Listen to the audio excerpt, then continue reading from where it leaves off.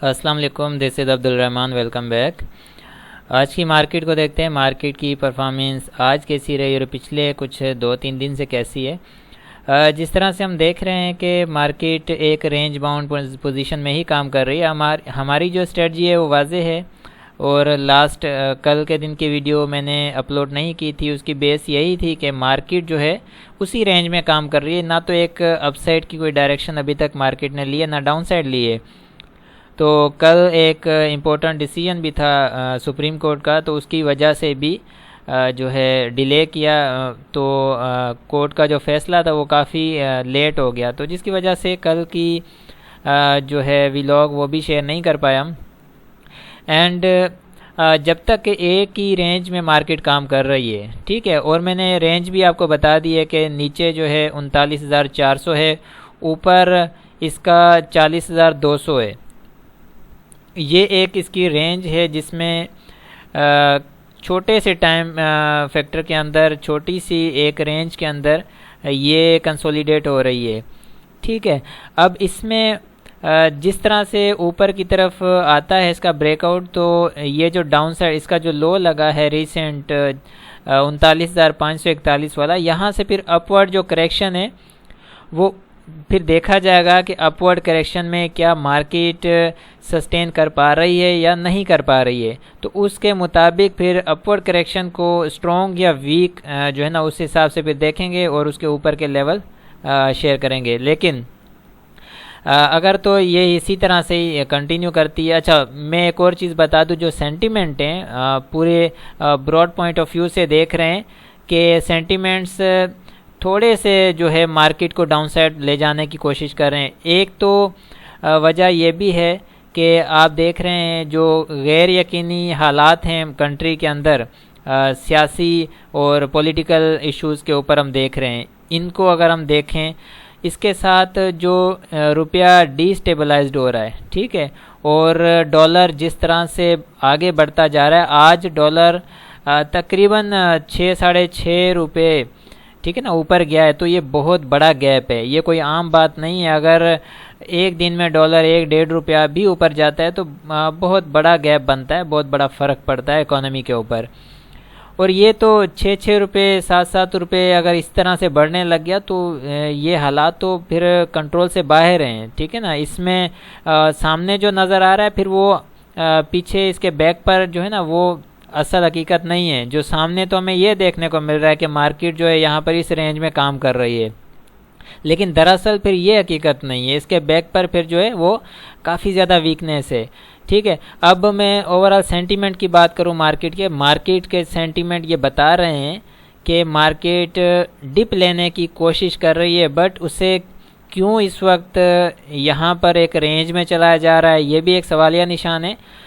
حالانکہ اگر دیکھا جائے تو خبروں کی بیس پر اگر دیکھا جائے تو مارکیٹ کا نیچے جانا بنتا ہے، ٹھیک ہے۔ ایک میں ویو دے رہا ہوں کہ اگر خبروں کی بیس پر ہی دیکھا جائے کہ مارکیٹ خبروں کی بیس پر کیا ریئیکٹ کرنا چاہتی ہے یا کیا ریئیکٹ کرتی ہے، تو اس بیس پر اگر دیکھا جائے تو مارکیٹ تو نیچے کی مارکیٹ لگتی تھی، ٹھیک ہے، لیکن اس رینج میں ہی رہی۔ اگر تو خبروں کی رینج یا اس رینج سے نکلا جائے، خبروں کی اس جو ہے نا رومنگ سے نکلا جائے باہر،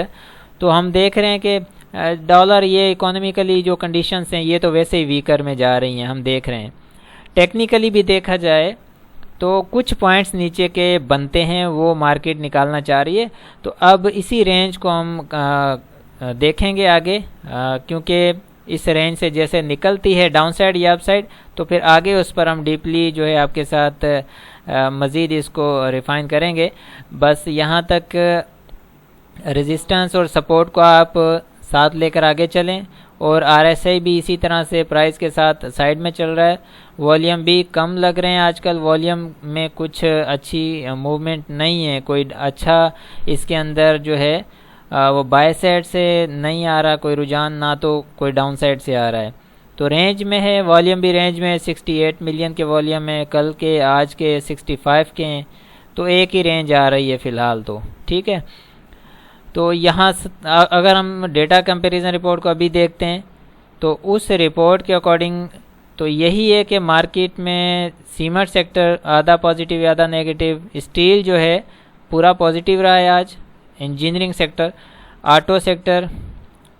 جو کہ نیگیٹو رہا، اور فوڈ سیکٹر نیگیٹو رہا ہے، فارما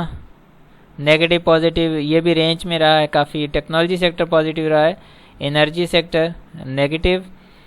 بینکنگ سیکٹر پازیٹیو ہے،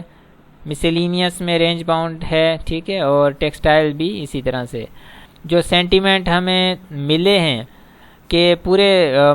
میگا سائیکل کا جو لو ہے 3 اسکرپٹ نے دیا ہے، ٹھیک ہے، اس میں اگر میں آپ کو بتاتا چلوں، اس میں ایک ٹریٹ بھی آ رہا ہے، اور اس کے علاوہ ڈی جی کے سی، ٹھیک ہے، اور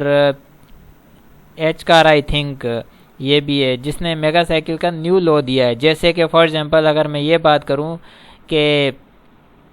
48,981 سے ابھی تک جو مارکیٹ نیچے آئی ہے، ٹھیک ہے، ابھی تو یہ باٹم پر ہی ٹریڈ کر رہی ہے، لیکن جو 27,000 کا لیول ہے، ٹھیک ہے، 27,000 کا جو لیول ہے نیچے، اس سے نیچے ریسنٹ جو اسکرپٹ جا رہے ہیں وہ 3 اسکرپٹ ابھی آ گئے،